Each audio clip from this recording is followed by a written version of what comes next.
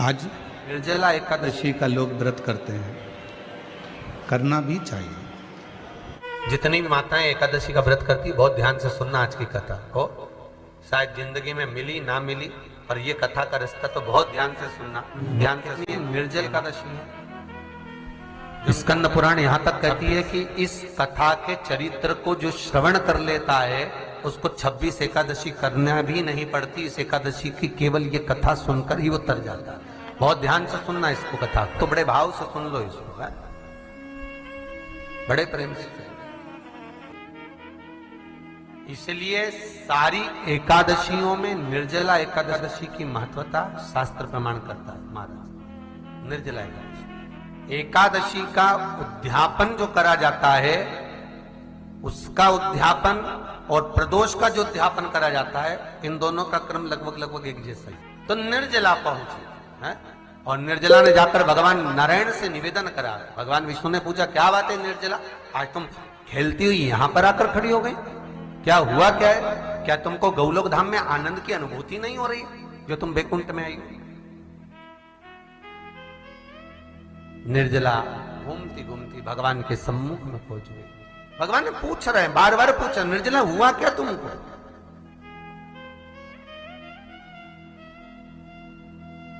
ए निर्जला, ए एकादशी, हुआ क्या है तुमको? क्या कारण है तुम्हारे यहां आने का, बैकुंठ पहुंचने का? बहुत ध्यान देना महाराज। शास्त्र कहता है सोमवार, मंगलवार, बुधवार, गुरुवार, शुक्रवार, शनिवार, ये देवता वो देवता सबके व्रत कर लो, सारे व्रत कर लो, पर ये व्रत आपको परमात्मा के धाम तक लेकर नहीं जा सकते, क्योंकि इनका जो पुण्य है वो मृत्यु लोक में आप थोड़ा सा भी व्रत करते हैं तो पुण्य समाप्त हो जाता है। पर हिंदू धर्म के 3 व्रत ऐसे बता दिए जिन व्रतों का पुण्य समाप्त नहीं हुआ।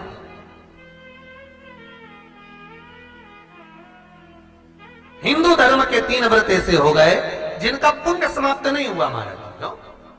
जिनका पुण्य प्रबलता में बढ़ता गया। पहले नंबर पर एकादशी, दूसरे नंबर पर प्रदोष, और तीसरे नंबर पर शिवरात्रि। एकादशी भी 26 है तो प्रदोष भी जम के बोलते जाओ 26 है। शिवरात्रि केवल 12, केवल 12, और अगर अधिक मास की पड़ जावे तो ये 13, पर अधिक की आय तो 13 है। तो यहां शास्त्र कह रहा है कि 3 व्रत हमारे यहाँ जिनका पुण्य समाप्त नहीं हुआ, जिनका पुण्य प्रबल हुआ, बड़ा। इसलिए आज भी माता एकादशी का व्रत करती है, और एकादशी का व्रत कर कर अगर कोई जीवात्मा को देते हैं, कोई मर भी गया तो उसको एकादशी का दान देते हैं। एकादशी का उसको दान दिया है। महाराज निर्जला खड़ी है, पूछा क्यों आई हो, क्या कारण? निर्जला आई तब लक्ष्मी मैया उठकर निर्जला के करीब में गई। निर्जला बहुत सरल थी निर्जला। कहते हैं कामा एकादशी सबसे लंबी है। कौन सी एकादशी? कामा। फिर मोक्षदा उससे नीची है महाराज। और निर्जला जो है बिल्कुल छोटा स्वरूप है। निर्जला का मतलब देखा जाए तो केवल 2 चोटी करी हुई है। मस्तक पर भोर लगा हुआ है निर्जला के, माथे पर बिंदी लगी हुई है निर्जला के, सुंदर गले में तुलसी की मालाएं पहनी है निर्जला, हाथ में जो हाथ फूल जैसी माताएं पहले पहनती थी, आपको ध्यान में होगा, ऐसा बड़ा फूल होता था, अंगूठियां पड़ी होती थी, हाथ में ऐसा लगा रहता है। तो निर्जला हाथ फूल भी तुलसी के धारण करी। बड़ा सुंदर स्वरूप है माता निर्जला का महाराज। छोटी है तो माता लक्ष्मी उनके पास में गई और निर्जला से जाकर पूछा, निर्जला तेरे आने का कारण क्या है, तू बता। नारायण आपसे पूछ रहे हैं कि क्यों आई हो, किस लिए आई हो, क्या है तुम्हारे आने का कारण? निर्जला ने कहा, मेरी विनती केवल इतनी सी है मां, कि मैं ये चाहती हूं कि मैं जीव के प्राण छूटने के बाद उसके प्राणों को जिस समय मैं लेकर जीवात्मा के प्राणों को परमात्मा तक भेजूं, बैकुंठ तक भेजूं, गौलोक धाम तक भेजूं, उस बीच में मुझे ले जाते समय कई नरक भी बीच में पड़ेंगे, कई स्थान ऐसे बैतरणी आदि के स्थान बीच में आएंगे, तो वो स्थान में मुझे रोका ना जाए, मैं सीधे भगवान के धाम पहुंच जाऊं। ऐसी कृपा, ऐसी दया।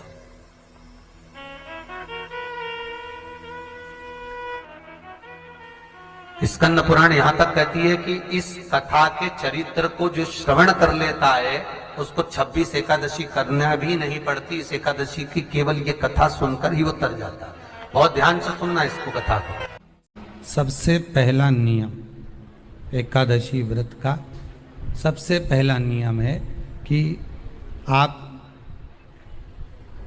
जिस दिन व्रत करो उसके एक दिन पहले भक्ति का संचार इस हृदय में कर लो। भक्ति का संचार इस हृदय में कर लीजिए। जिस दिन आप व्रत करो, जैसे एकादशी का व्रत कर रहे हो तो दशमी के दिन शाम का समय जब आवे, रात्रि जब होने लगे, शाम का समय आवे और रात्रि का आप जब भोजन ग्रहण करो तो उस भोजन में कोई ऐसा पदार्थ ग्रहण मत करिए जिस पदार्थ के कारण आपकी एकादशी बिगड़ जाए।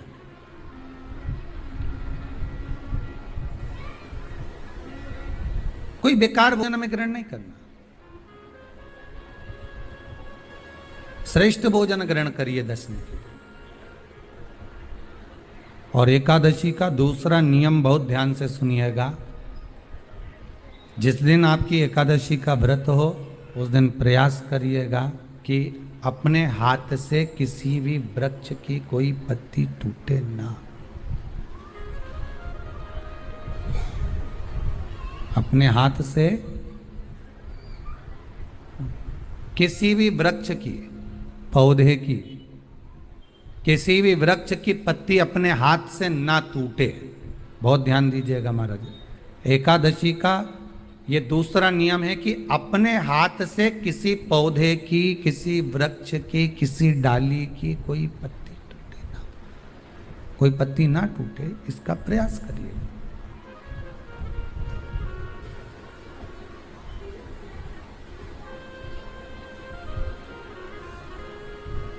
कितना सुंदर व्याख्यान कहा है, कितना सुंदर वर्णन है महाराज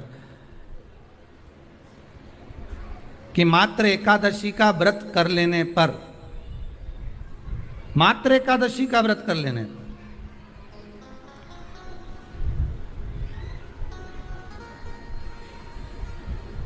जो पूर्व में किया गया हमारा पाप कर्म है, हमने किसी जीव की हत्या करी है, हमने किसी को कष्ट प्रदान करा है, हमने किसी को अपशब्द कहा है, हमने किसी को ताने दिए, हमने किसी को आड़ा टेढ़ा कहा है, हमने किसी को गालियां दे दी है, मात्र एकादशी का व्रत ही कर लेने पर ये सारे जो दोष हैं वो समाप्त हो जाते हैं।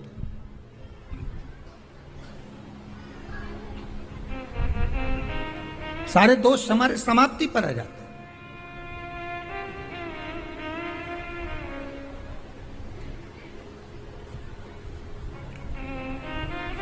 अब एक विचार करिएगा थोड़ा सा अपने मन में, अपने चित्त में, अपनी वृत्ति में एक बात उतारिएगा, एक अपने मन में एक बात को उतार कर रखिएगा कि आप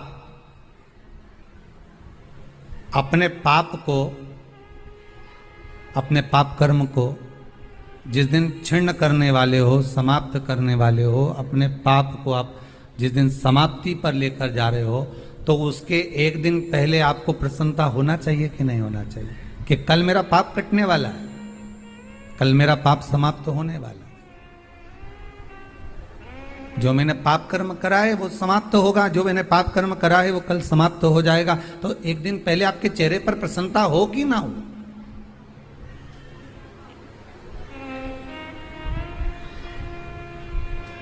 और चेहरे पर वो प्रसन्नता आपके आना चाहिए कि कल मेरा एकादशी का व्रत है, आज दशमी है, कल एकादशी का व्रत है, तो कल मेरी जब एकादशी का व्रत रहेगा तो मेरा ना जाने कितना कितना पाप, कितना कितना असत्य, कितना कितना झूठ, कितना कितना प्रपंच वो समाप्त हो जाएगा। इसमें मुझे प्रसन्नता हो, इसमें मुझे आनंदता हो।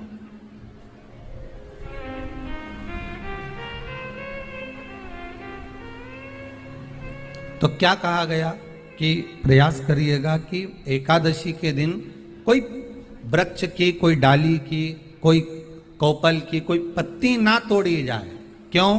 तो कहा अगर उस पत्ती को हम तोड़ देते हैं, वृक्ष की पत्ती को या क्यारे में लगी हुई कोई डाली की पत्ती को हम तोड़ देते हैं तो एकादशी का पुण्य फल प्राप्त नहीं होता, एकादशी का कोई फल हमारे खाते में नहीं जाता, पुण्य फल प्राप्त। अब फिर भले तुम चाहे तुमने मोरधन खाया हो, चाहे तुमने फिर चिप्स खाई हो, चाहे तुमने फिर व्रत का कितना ही सामान खा गए हो और तुमने सोचा कि आज मेरी एकादशी है, तो फिर उसका कोई फल प्राप्त नहीं है, उसका कोई सुख प्राप्त नहीं है आपको, फिर उसका कोई आनंद प्राप्त नहीं है आपको, तो उसमें कोई आनंद की अनुभूति आपको नहीं मिल रही।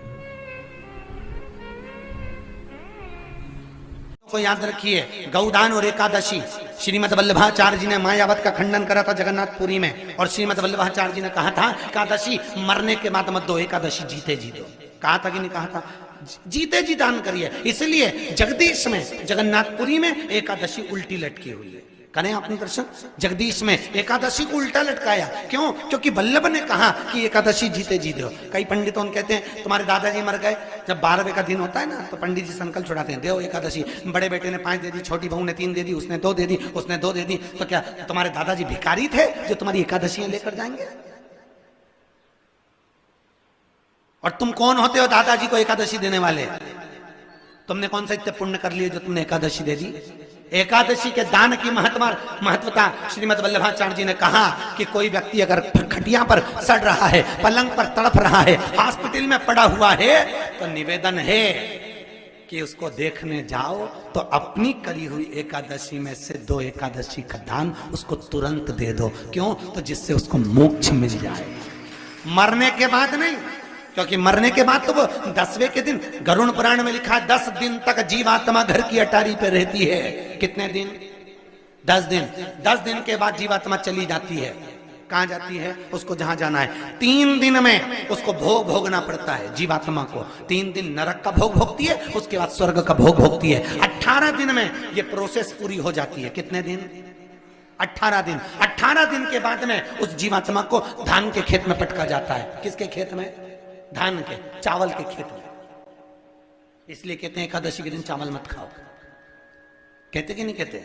और क्या कहते हैं? द्वादशी के दिन चावल खाना जरूरी है। एकादशी का पालना करना है तो द्वादशी को चावल का 1 ग्रास खाओ, तब द्वादशी को चावल खाओगे तो एकादशी लगेगी। चावल नहीं खाओगे तो एकादशी नहीं लगेगी। द्वादशी को चावल खाना जरूरी है। क्यों कहते हैं? क्योंकि धान के खेत में जीव को छोड़ा जाता है, उस धान के खेत में, चावल के खेत में जीवात्मा रहती है। उसको चिड़िया खाती है तो चिड़िया के रूप में जन्म लेता है, मनुष्य खाता है तो मनुष्य के रूप में जन्म लेता है। इसलिए एकादशी के दिन चावल नहीं खाया जाता, क्योंकि एकादशी के दिन हम चावल खाएंगे तो जीव हत्या का दोष लग जाएगा। फिर कब खाना है? द्वादशी के दिन। द्वादशी के दिन क्यों खाया जाता है? क्योंकि हम एकादशी के व्रत करे रहते हैं, और पहला घासा जब चावल का खाते हैं तो अपनी करी हुई एकादशी का पुण्य, जितने जीव हमारे मुंह में जाते हैं उनको उसका पुण्य मिल जाता है, और उनका फिर जन्म नहीं होता, वो तर जाते हैं, उनको एकादशी का भाग मिल जाता है। इसलिए कहते हैं एकादशी को चावल मत खाओ, पर द्वादशी को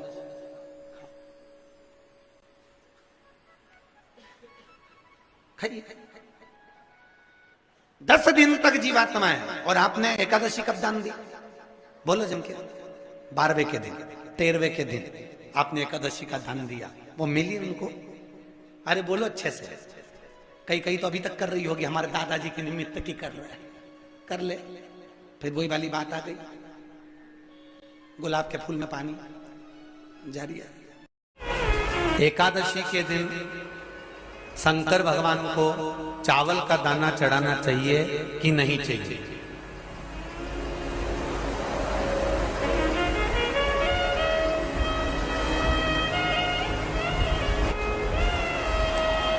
बीमार व्यक्ति से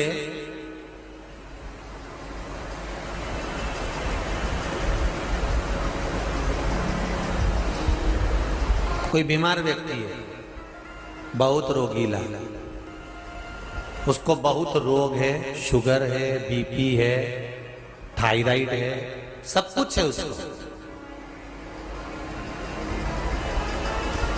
और वो रोगीला व्यक्ति जब डॉक्टर के पास जाकर पूछे, डॉक्टर साहब मेरी तबीयत ठीक नहीं रहती है, मैं बहुत कष्ट में रहती हूँ, बहुत तकलीफ है शरीर में, और अभी सावन का महीने का व्रत आ रहा है डॉक्टर साहब, 1 महीना में व्रत करती थी पहले, करूं कि नहीं करूं? तो डॉक्टर साहब क्या बोलेंगे? बोलते जाओ जरा जम के। डॉक्टर बोलेगा कि आप व्रत मत करो। डॉक्टर एक बात कहेंगे,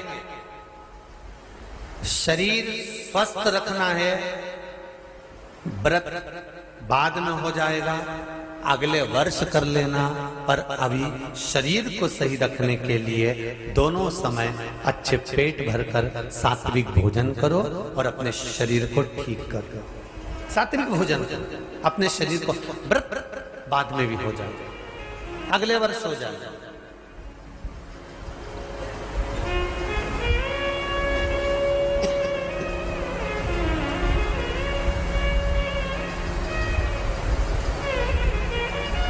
अभी तुम थोड़ा सवेरे 2 बिस्कुट ले लिया करो, सुबह नाश्ता ले लिया करो, भोजन ले लिया करो, फिर दोपहर में कुछ हल्का फुल्का लेकर थोड़ी थोड़ी देर में खाते रहना चाहिए हो।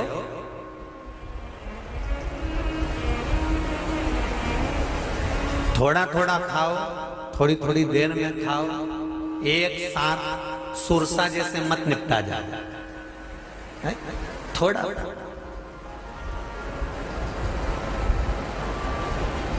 ज्यादा खाओगे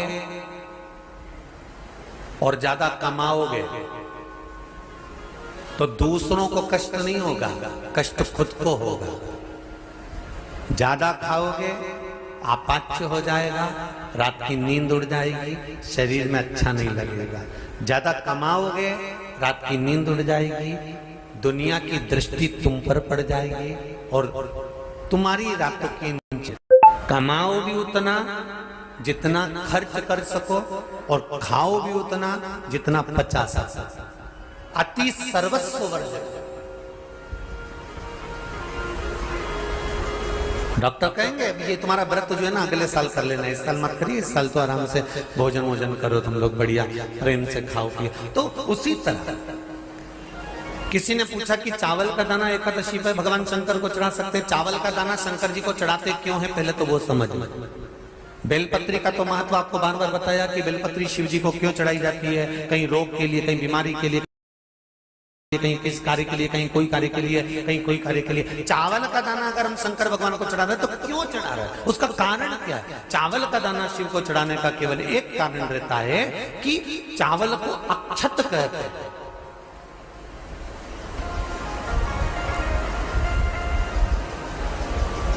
अक्षत का मतलब होता है अक्षय।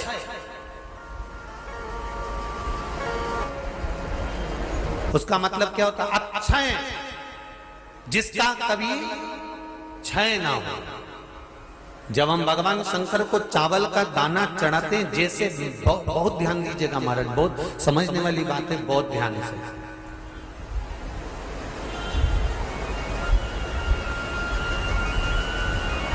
चावल का दाना हमारे मस्तक पर तिलक करने के बाद पंडित जी क्यों लगाते हैं कि भगवान जैसा समय आज चल रहा है, आप पूजन कर रहे हो, पाठ कर रहे हो, दान कर रहे हो, पुण्य कर रहे हो, सत्कर्म कर रहे हो, भजन कर रहे हो, मेरा देव अधिदेव महादेव, मेरा नारायण, मेरा सत्यनारायण भगवान, मेरा राम जी, मेरा विष्णु जी, मेरा भागवत मैया, मेरी रामायण मैया, ब्राह्मण मस्तक पर तिलक लगाने के बाद चावल इसलिए लगाता है कि जैसा समय आज चल रहा है, भगवान तुमको ऐसा ही समय बनाकर रखे और तो ऐसे ही 4 चांद लगाते रहो, दान पुण्य संकीर्तन करते रहो। इसलिए मस्तक पर चावल का दाना लगाया जाए।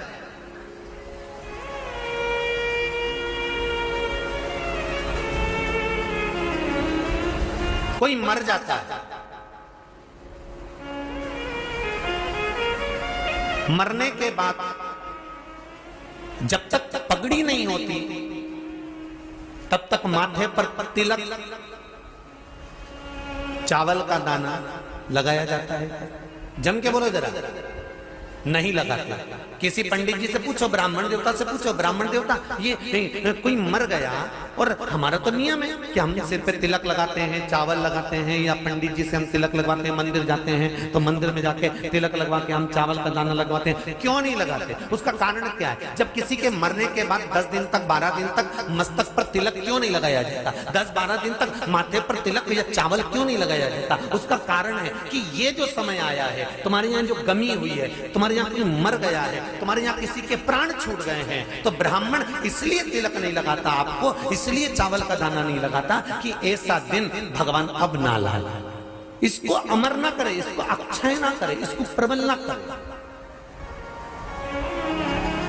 और जब चावल का दाना, तो यहां शिव महापुराण की कथा करी, चावल का दाना हम शिव जी को क्यों चढ़ाते हैं, भगवान को क्यों समर्पित करते हैं, भगवान के पूजन में अक्षत क्यों समर्पित करते हैं, चावल क्यों समर्पित करते हैं, उसका कारण क्या है? तो कहा आज मैंने जब चावल का दाना आपको समर्पित करा है, जिस भाव से, जिस विश्वास से, जिस श्रद्धा से, जिस मन से मैं आपको रिझा रही हूं, हे भोलेनाथ मेरी ये मनोकामना पूर्ण कर, इसको अक्षय कर देना, इसको अमर कर देना, बस इतनी कृपा आप कर। अब किसी ने पूछा एकादशी के दिन चावल चढ़ाए कि नहीं चढ़ाए, तो यहां तो सीधी सीधी बात है, बीमारी देखकर थोड़ी ना आती है कि नवरात्र चल रहे हैं कि सावन का सोमवार चल रहा है, बीमारी तो बीमारी। तुम चावल मत खाओ। तिरुपति कौन कौन गया? हाथ उठाओ। ठीक है। जगन्नाथ जी कौन कौन गया? हाथ उठाओ। हाँ ठीक है। द्वारका जी कौन कौन गया? हाथ उठाओ। ठीक है। बद्रीनाथ कौन कौन गया? हाथ उठाओ। ठीक है। एकादशी के दिन कभी तुम बद्रीनाथ चले जाओ, एकादशी के दिन तुम द्वारका चले जाओ, एकादशी के दिन तुम तिरुपति चले जाओ, एकादशी के दिन तुम जगन्नाथ चले जाओ, एकादशी के दिन तुम्हारी मर्जी पड़े भगवान के किसी धाम में चले जाओ और भगवान को भोग लगाओ और उनकी थाली को झांक कर देखना, उसमें चावल जरूर मिलेगा। उसमें ऐसा नहीं है कि चावल नहीं मिलेगा। बद्री नारायण में भगवान को चावल का भोग लगा हुआ मिलेगा, द्वारका में चावल का भोग लगा हुआ मिलेगा, आपको जगन्नाथ में चावल का भोग लगा हुआ मिलेगा, तिरुपति में मिलेगा, द्वारकाधीश में मिलेगा, नाथू द्वारा में मिलेगा, सांवरिया सेठ में मिलेगा, काकरोली जी में मिलेगा। आप जहां जाओगे वहां पर एकादशी के दिन भगवान को चावल आएगा, क्योंकि भगवान के लिए परहेज नहीं है। जो काम में डूबा हुआ है, जो आसक्ति में डूबा हुआ है, जो लोभ में डूबा हुआ है, जो वासनाओं में डूबा हुआ है, जो तृष्णा में डूबा हुआ है, और जो माता के गर्भ से जन्म लिया, एकादशी के दिन चावल उसको नहीं खाना। बहुत सुंदर संवाद है, ध्यान दीजिएगा। जिसके घर में कमाने वाले 2-4 हैं, पैसा तो आ रहा है पर घर में टिक नहीं रहा, डॉक्टर में, पुलिस में, एक्सीडेंट आदि में, कहीं गलत जगह पर व्यसन में अगर पैसा जा रहा है, जुए में, मांसाहार, मदिरा पान, या कहीं आया पैसा आने में कमी नहीं, आ रहा है पर टिक नहीं रहा, रुक नहीं रहा, कोई मांगने आ गया, दे दिया, फिर वहां से अपने पास नहीं आ रहा, अपन कह रहे हैं भैया हमारा पैसा लौटा दो, नहीं आ रहा। तो महाराज शिव महापुराण की कथा कहती है, एकादशी के दिन गंगा के जल में मात्र 7 बेलपत्री डालकर, जो नंदीश्वर भगवान अर्थात जो शंकर जी के शिवलिंग के सामने नंदी होता है, उस नंदी के चरण पर गंगा का जल चढ़ाकर बेलपत्री शिव पर समर्पित कर देता है, उसके घर में रुपया रुकना चालू हो जाता है, फिर वो गलत जगह पर नहीं जाता, गलत स्थान पर वो धन जाएगा ही नहीं। बेटा अगर व्यसन में पड़ा हुआ है, मदिरा पान में पड़ा हुआ है, मांसाहार में, जुए आदि में जा रहा है, तुम्हें लग रहा है कि मेरा बेटा गलत मार्ग पर जा रहा है, ये मित्र दोस्ती गलत हो रही है, वो सही जगह पर आ जाए, करना है एकादशी। हमारे यहाँ इसको शुक्ल एकादशी भी कहते हैं, और कहते हैं ये सती माता ने यही एकादशी के दिन से जो व्रत साधना करना प्रारंभ करी थी, वो सुख देने वाली थी। निवेदन है आपसे, कोई कार्य अटक रहा है, तकलीफ आ रही है, दुख है, लक्ष्मी नहीं आ रही, परेशान हो, 108 बेलपत्र की, जो बेलपत्र होते हैं उसकी, इसको छेद तो करते नहीं है सुई से, बेलपत्र की डंडी को बांधते जाओ 108 बेलपत्र की माला बना लो, और माला बनाकर भगवान शंकर के गले में, शंकर के शिवलिंग को जो चढ़ा देता है उसकी मनोकामना भगवान शंकर पूरी कर देते हैं। अट्टा एकादशी 108 बेलपत्र की माला बनाकर शंकर भगवान को समर्पित करी जाती है। माता लक्ष्मी ने भगवान विष्णु को पाने के लिए तुलसी की माला बनाकर समर्पित करी थी, जैसे सती ने शिव को पाने के लिए, कामना को पूर्ण करने के लिए। शास्त्र कहता है घर के बुजुर्गों को, घर के बड़ों को, जेठ जेठानी हो, सास ससुर हो, घर में जो तुम्हारी उम्र से बड़ा हो, उसको आज पीला फूल या पीली चने की दाल या पीला वस्त्र, कुछ भी पीली सामग्री आज घर के बड़ों को देना चाहिए। क्यों देना चाहिए? तो शिव महापुराण की कथा कहती है कि जो शुक्ल पक्षी की एकादशी के दिन पीली वस्तु का दान दे देता है, घर के किसी ब्राह्मण को देने नहीं जाना, किसी मंदिर में देने नहीं जाना, आपके ही घर में, आपके ही घर के बड़ों को कोई भी पीली चीज का दान कर सकते। फूल हो, मिठाई हो, कोई अनाज हो, कोई वस्त्र हो, पीली वस्तु का दान दे। क्यों होगा? क्या होगा उससे? शिव महापुराण की कथा कहती है उससे जिंदगी में कभी बड़ी बीमारी प्रवेश नहीं करती। सनातन धर्म कहता है बट वृक्ष की पूजन करने वाला, बट वृक्ष के नीचे शिव की आराधना करने वाला, लोम समर्पित कर जल चढ़ाने वाले का जैसे कर्ज मुक्ति होती है, उसी तरह आंवले के वृक्ष के नीचे मात्र ताजा मिष्ठान दूध का बनाकर उस सामग्री को भगवान आंवले के वृक्ष के नीचे पूजन करने से लक्ष्मी और संपदा की वृद्धि होती है। जैसे शमी का पौधा, शमी का वृक्ष, शमी के वृक्ष के नीचे मात्र दूध और जल मिला हुआ जल, शमी के वृक्ष के नीचे मात्र ओघड़दानी अवधूतेश्वर महादेव के नाम से केवल हफ्ते में एक बार भी अगर दूध और जल का मिश्रण शमी के पौधे के नीचे कर दिया जाता है तो कहते हैं शरीर में बड़ी से बड़ी अगर बीमारी है, कहीं कैंसर जैसा रोग है या किडनी लीवर जैसा रोग है, कोई भी तकलीफ, कोई गांठ अगर शरीर में हो गई है, तो शमी के वृक्ष के नीचे दूध का जल थोड़ा सा हफ्ते में एक बार अवधूतेश्वर महादेव के नाम से समर्पित कर देने से रोग का निवारण होने लगता है, रोग थम जाता है और आगे नहीं बढ़ पाता और उसका इलाज चालू हो जाता है, सुख का अनुभव।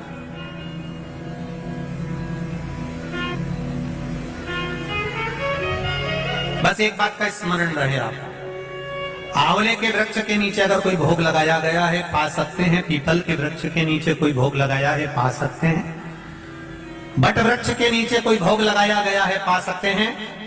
जिस वृक्ष के नीचे भोग लगाओगे पालोगे, पर शमी वृक्ष के नीचे का जो भोग लगाया गया है वो नहीं पाया जाता। शमी वृक्ष का जो प्रसाद है वो आपको वहीं छोड़ना पड़ता है। शमी वृक्ष का वहीं छोड़।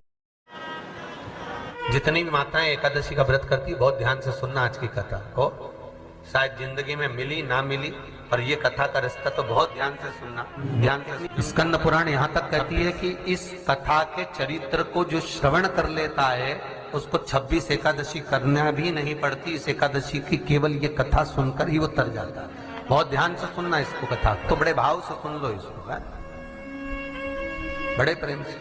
शास्त्र कहता है कि जितनी एकादशी होती है 26 की 26 एकादशी का अगर आप वर्णन करेंगे, 26 की 26 एकादशी का यदि आप स्मरण करेंगे, तो एक एक एकादशी का अगर नाम स्मरण करें तो कितना कितना सुंदर। चैत्र के महीने में 2 एकादशी, कामदा पाप मोचन, बैसाख में 2 वरुथनी मोहिनी, ज्येष्ठ महीना अपरा निर्जला, आषाढ़ योगनी देवशवनी, श्रावण महीने की कामिका पुत्रदायिनी, भादो महीने की अजा परिवर्तनी, अश्विनी महीने की इंद्रा पापकुशा, कार्तिक महीने की रमा प्रबोधनी, मार्गशीर्ष मास की उत्पन्ना और मोक्षदा, पौष महीने की सफला और पुत्रदा,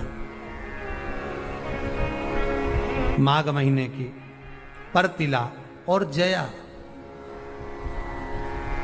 फागुन महीने की विजया और आमल की एकादशी, अधिक मास की पद्मनी और परमा। कितने सुंदर नाम है। अब इस नाम से पहचान करो कितनी सुंदर नाम। अब नाम इतना सुंदर है तो एकादशी कितनी सुंदर होगी। अब एकादशी इतनी सुंदर होगी तो जिस दिन तुम व्रत करोगी एकादशी का तो तुम कितनी सुंदर होगी। मतलब भगवान कितने प्रेम से स्वीकारेगा कि इसका हृदय कितना सुंदर है। ऊपर की सुंदरता मत देखो साहब, व्रत करने से भीतर की सुंदरता। अब पहले कथा में कहा कि क्रीम की चमक 15 दिन रहती है, अच्छे कर्म की चमक जिंदगी भर रहती है। कर्म की चमक देखना है हमें, क्रीम की नहीं। सबसे पहला नियम एकादशी व्रत का, सबसे पहला नियम है कि आप जिस दिन व्रत करो उसके एक दिन पहले भक्ति का संचार इस हृदय में कर लो। भक्ति का संचार इस हृदय में कर लीजिए। जिस दिन आप व्रत करो, जैसे एकादशी का व्रत कर रहे हो तो दशमी के दिन शाम का समय जब आवे, रात्रि जब होने लगे, शाम का समय आवे और रात्रि का आप जब भोजन ग्रहण करो तो उस भोजन में कोई ऐसा पदार्थ ग्रहण मत करिए जिस पदार्थ के कारण आपकी एकादशी बिगड़ जाए।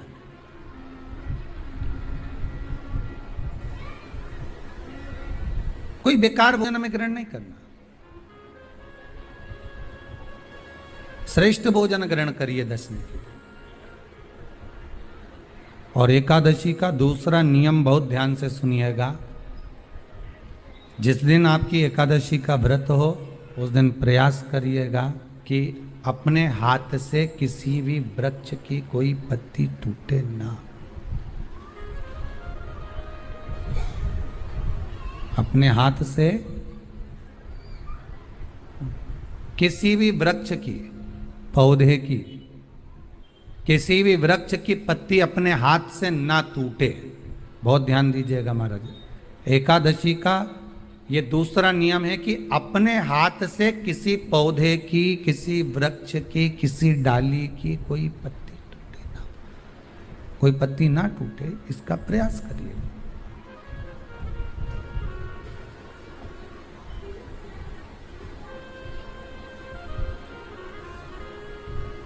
कितना सुंदर व्याख्यान कहा है, कितना सुंदर वर्णन है महाराज कि मात्र एकादशी का व्रत कर लेने पर, मात्र एकादशी का व्रत कर लेने पर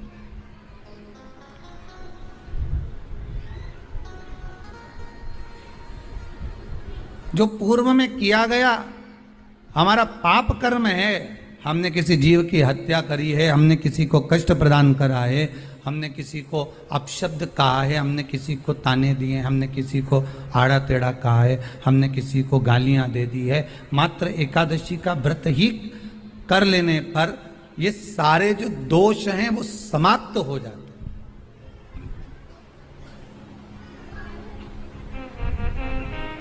सारे दोष हमारे समाप्ति पर आ जाते हैं।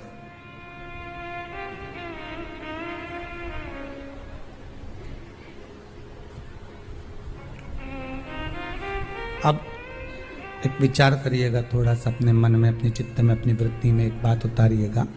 एक अपने मन में एक बात को उतार कर रखिएगा कि आप अपने पाप को, अपने पाप कर्म को जिस दिन छिन्न करने वाले हो, समाप्त करने वाले हो, अपने पाप को आप जिस दिन समाप्ति पर लेकर जा रहे हो तो उसके एक दिन पहले आपको प्रसन्नता होना चाहिए कि नहीं होना चाहिए कि कल मेरा पाप कटने वाला है, कल मेरा पाप समाप्त होने वाला है। जो मैंने पाप कर्म करा है वो समाप्त होगा, जो मैंने पाप कर्म करा है वो कल समाप्त हो जाएगा। तो एक दिन पहले आपके चेहरे पर प्रसन्नता हो कि ना हो।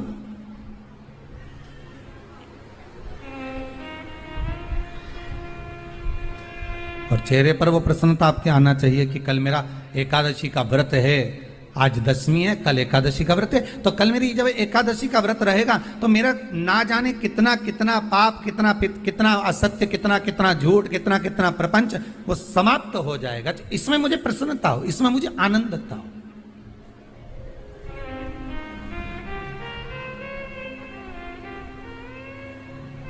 तो क्या कहा गया कि प्रयास करिएगा कि एकादशी के दिन कोई वृक्ष की, कोई डाली की, कोई कोपल की कोई पत्ती ना तोड़ी जाए। क्यों? तो कहा अगर उस पत्ती को हम तोड़ देते हैं, वृक्ष की पत्ती को या क्यारे में लगी हुई कोई डाली की पत्ती को हम तोड़ देते हैं तो एकादशी का पुण्य फल प्राप्त नहीं होता, एकादशी का कोई फल हमारे खाते में नहीं जाता, पुण्य फल प्राप्त। अब फिर भले तुम चाहे तुमने मोरधन खाया हो, चाहे तुमने फिर चिप्स खाई हो, चाहे तुमने फिर व्रत का कितना ही सामान खा गए हो और तुमने सोचा कि आज मेरी एकादशी है, तो फिर उसका कोई फल प्राप्त नहीं है, उसका कोई सुख प्राप्त नहीं है आपको, फिर उसका कोई आनंद प्राप्त नहीं है आपको, फिर उसमें कोई आनंद की अनुभूति आपको नहीं मिल रही। को याद रखिए, गौदान और एकादशी, श्रीमद वल्लभाचार्य जी ने मायावत का खंडन करा था जगन्नाथपुरी में, और श्रीमद वल्लभाचार्य जी ने कहा था एकादशी मरने के बाद मत दो, एकादशी जीते जी दो। कहा था कि नहीं कहा था? जीते जी दान करिए। इसलिए जगदीश में, जगन्नाथपुरी में एकादशी उल्टी लटकी हुई है। करें अपने दर्शन। जगदीश में एकादशी को उल्टा लटकाया, क्यों? क्योंकि वल्लभ ने कहा कि एकादशी जीते जी दो। कई पंडितों कहते हैं तुम्हारे दादाजी मर गए, जब 12वें का दिन होता है ना तो पंडित जी संकल्प छुड़ाते हैं, देव एकादशी, बड़े बेटे ने 5 दे दी, छोटी बहू ने 3 दे दी, उसने 2 दे दी, उसने 2 दे दी, तो क्या तुम्हारे दादाजी भिखारी थे जो तुम्हारी एकादशियां लेकर जाएंगे? और तुम कौन होते हो दादाजी को एकादशी देने वाले? तुमने कौन सा इतने पुण्य कर लिए जो तुमने एकादशी दे दी? एकादशी के दान की महत्वता श्रीमद वल्लभाचार्य जी ने कहा कि कोई व्यक्ति अगर खटिया पर सड़ रहा है, पलंग पर तड़प रहा है, हॉस्पिटल में पड़ा हुआ है, तो निवेदन है कि उसको देखने जाओ तो अपनी करी हुई एकादशी में से 2 एकादशी का दान उसको तुरंत दे दो। क्यों? तो जिससे उसको मोक्ष मिल जाए, मरने के बाद नहीं। क्योंकि मरने के बाद तो वो 10वें के दिन, गरुड़ पुराण में लिखा है 10 दिन तक जीवात्मा घर की अटारी पे रहती है। कितने दिन? 10 दिन। 10 दिन के बाद जीवात्मा चली जाती है। कहां जाती है? उसको जहां जाना है। 3 दिन में उसको भोग भोगना पड़ता है जीवात्मा को। 3 दिन नरक का भोग भोगती है, उसके बाद स्वर्ग का भोग भोगती है। 18 दिन में ये प्रोसेस पूरी हो जाती है। कितने दिन? 18 दिन। 18 दिन के बाद में उस जीवात्मा को धान के खेत में पटका जाता है। किसके खेत में? धान के, चावल के खेत में। इसलिए कहते हैं एकादशी के दिन चावल मत खाओ। कहते कि नहीं कहते? और क्या कहते हैं? द्वादशी के दिन चावल खाना जरूरी है। एकादशी का पालना करना है तो द्वादशी को चावल का 1 ग्रास खाओ, तब द्वादशी को चावल खाओगे तो एकादशी लगेगी। चावल नहीं खाओगे तो एकादशी नहीं लगेगी। द्वादशी को चावल खाना जरूरी है। क्यों कहते हैं? क्योंकि धान के खेत में जीव को छोड़ा जाता है, उस धान के खेत में, चावल के खेत में जीवात्मा रहती है। उसको चिड़िया खाती है तो चिड़िया के रूप में जन्म लेता है, मनुष्य खाता है तो मनुष्य के रूप में जन्म लेता है। इसलिए एकादशी के दिन चावल नहीं खाया जाता, क्योंकि एकादशी के दिन हम चावल खाएंगे तो जीव हत्या का दोष लग जाएगा। फिर कब खाना है? द्वादशी के दिन। द्वादशी के दिन क्यों खाया जाता है? क्योंकि हम एकादशी के व्रत करे रहते हैं, और पहला घासा जब चावल का खाते हैं तो अपनी करी हुई एकादशी का पुण्य, जितने जीव हमारे मुंह में जाते हैं उनको उसका पुण्य मिल जाता है, और उनका फिर जन्म नहीं होता, वो तर जाते हैं, उनको एकादशी का भाग मिल जाता है। इसलिए कहते हैं एकादशी को चावल मत खाओ, पर द्वादशी को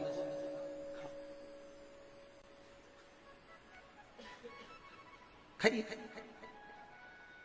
10 दिन तक जीवात्मा है, और आपने एकादशी कब दान दी? बोलो जम के। 12वें के दिन, 13वें के दिन आपने एकादशी का दान दिया, वो मिली उनको? अरे बोलो अच्छे से। कई तो अभी तक कर रही होगी, हमारे दादाजी के निमित्त की कर रहे हैं, कर ले। फिर वही वाली बात आ गई, गुलाब के फूल में पानी जारी है। एकादशी के दिन शंकर भगवान को चावल का दाना चढ़ाना चाहिए कि नहीं चाहिए?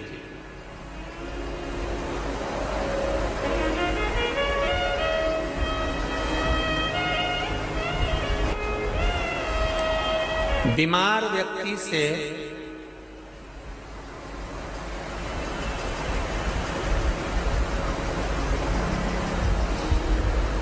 कोई बीमार व्यक्ति है, बहुत रोगीला, उसको बहुत रोग है, शुगर है, बीपी है, थायराइड है, सब कुछ है उसको,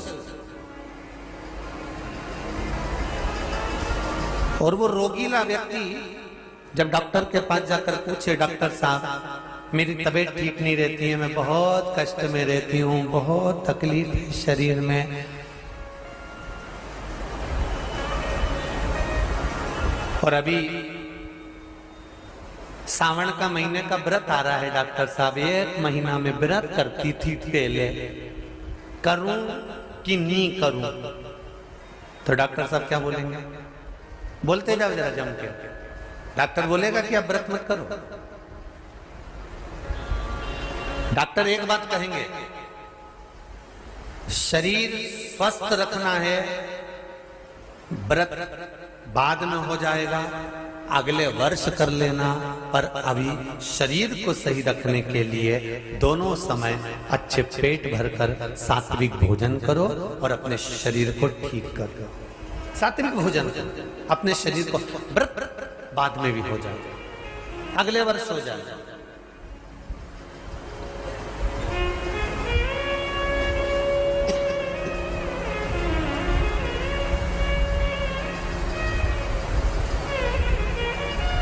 अभी तुम थोड़ा सवेरे 2 बिस्कुट ले लिया करो, सुबह नाश्ता ले लिया करो, भोजन ले लिया करो, फिर दोपहर में कुछ हल्का फुल्का लेकर थोड़ी थोड़ी देर में खाते रहना चाहिए हो।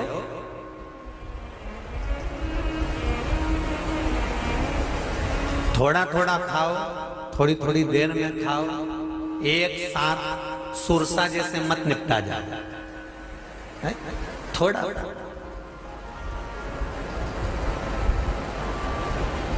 ज्यादा खाओगे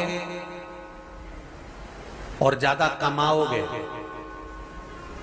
तो दूसरों को कष्ट नहीं होगा, कष्ट खुद को होगा।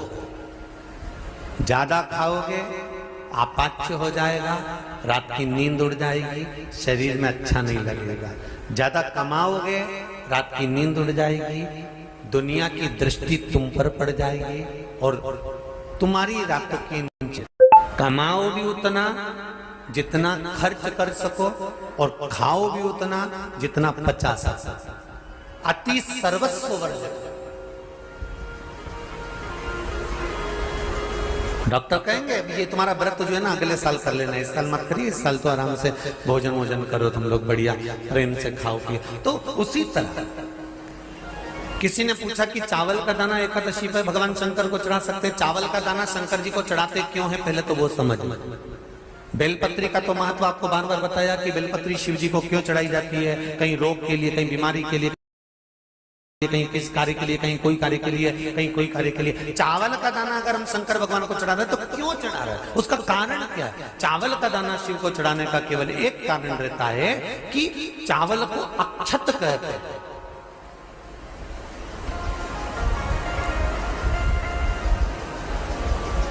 अक्षत का मतलब होता है अक्षय।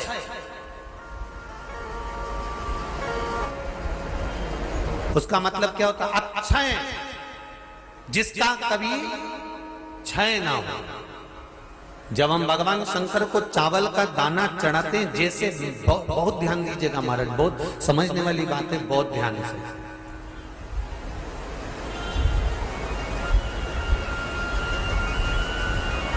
चावल का दाना हमारे मस्तक पर तिलक करने के बाद पंडित जी क्यों लगाते हैं कि भगवान जैसा समय आज चल रहा है, आप पूजन कर रहे हो, पाठ कर रहे हो, दान कर रहे हो, पुण्य कर रहे हो, सत्कर्म कर रहे हो, भजन कर रहे हो, मेरा देव अधिदेव महादेव, मेरा नारायण, मेरा सत्यनारायण भगवान, मेरा राम जी, मेरा विष्णु जी, मेरा भागवत मैया, मेरी रामायण मैया।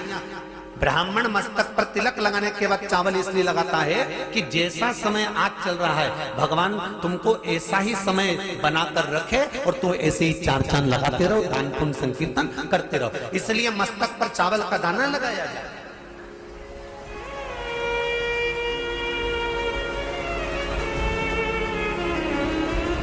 कोई मर जाता है, मरने के बाद जब तक पगड़ी नहीं होती तब तक माथे पर तिलक, चावल का दाना लगाया जाता है। जम के बोलो जरा, नहीं लगाते। किसी पंडित जी से पूछो, ब्राह्मण देवता से पूछो, ब्राह्मण देवता ये कोई मर गया और हमारा तो नियम है कि हम सिर पे तिलक लगाते हैं, चावल लगाते हैं, या पंडित जी से हम तिलक लगवाते हैं, मंदिर जाते हैं तो मंदिर में जाके तिलक लगवा के हम चावल का दाना लगवाते हैं। क्यों नहीं लगाते? उसका कारण क्या है? जब किसी के मरने के बाद 10 दिन तक 12 दिन तक मस्तक पर तिलक क्यों नहीं लगाया जाता? 10-12 दिन तक माथे पर तिलक या चावल क्यों नहीं लगाया जाता? उसका कारण है कि ये जो समय आया है, तुम्हारे यहाँ जो गमी हुई है, तुम्हारे यहाँ कोई मर गया है, तुम्हारे यहाँ किसी के प्राण छूट गए हैं, तो ब्राह्मण इसलिए तिलक नहीं लगाता आपको, इसलिए चावल का दाना नहीं लगाता कि ऐसा दिन भगवान अब ना लाए, इसको अमर ना करे, इसको अक्षय ना करे, इसको प्रबल ना करे।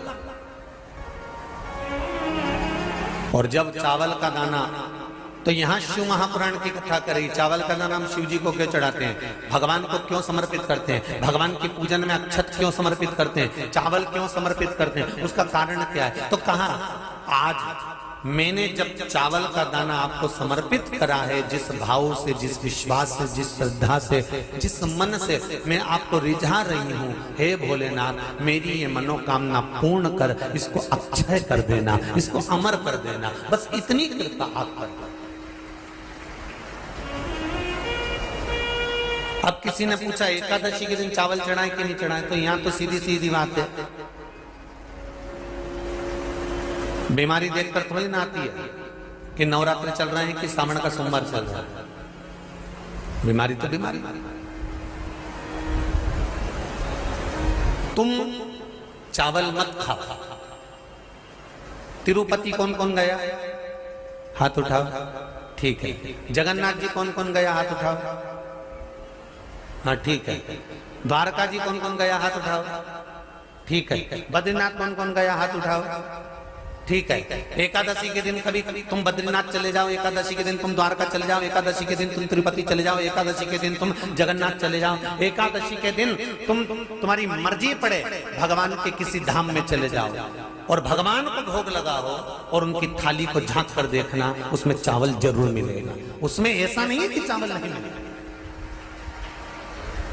बद्री नारायण में भगवान को चावल का भोग लगा हुआ मिलेगा, द्वारका में चावल का भोग लगा हुआ मिलेगा, आपको जगन्नाथ में चावल का भोग लगा हुआ मिलेगा, तिरुपति में मिलेगा, द्वारकाधीश में मिलेगा, नाथद्वारा में मिलेगा, सांवरिया सेठ में मिलेगा, काकरोली जी में मिलेगा। आप जहां जाओगे वहां पर एकादशी के दिन भगवान को चावल आएगा, क्योंकि भगवान के लिए परहेज नहीं है।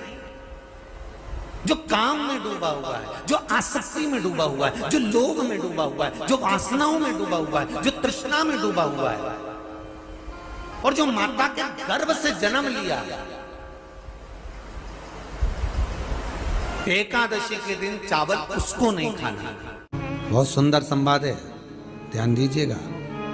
जिसके घर में कमाने वाले 2-4 हैं, पैसा तो आ रहा है पर घर में टिक नहीं रहा, डॉक्टर में, पुलिस में, एक्सीडेंट आदि में, कहीं गलत जगह पर व्यसन में अगर पैसा जा रहा है, जुए में, मांसाहार, मदिरा पान, या कहीं आया पैसा आने में कमी नहीं, आ रहा है पर टिक नहीं रहा, रुक नहीं रहा, कोई मांगने आ गया, दे दिया, फिर वहां से अपने पास नहीं आ रहा, अपन कह रहे हैं भैया हमारा पैसा लौटा दो, नहीं आ रहा। तो महाराज शिव महापुराण की कथा कहती है, एकादशी के दिन गंगा के जल में मात्र 7 बेलपत्री डालकर, जो नंदीश्वर भगवान अर्थात जो शंकर जी के शिवलिंग के सामने नंदी होता है, उस नंदी के चरण पर गंगा का जल चढ़ाकर बेलपत्री शिव पर समर्पित कर देता है, उसके घर में रुपया रुकना चालू हो जाता है, फिर वो गलत जगह पर नहीं जाता, गलत स्थान पर वो धन जाएगा ही नहीं। बेटा अगर व्यसन में पड़ा हुआ है, मदिरा पान में पड़ा हुआ है, मांसाहार में, जुए आदि में जा रहा है, तुम्हें लग रहा है कि मेरा बेटा गलत मार्ग पर जा रहा है, ये मित्र दोस्ती गलत हो रही है, वो सही जगह पर आ जाए। करना है एकादशी।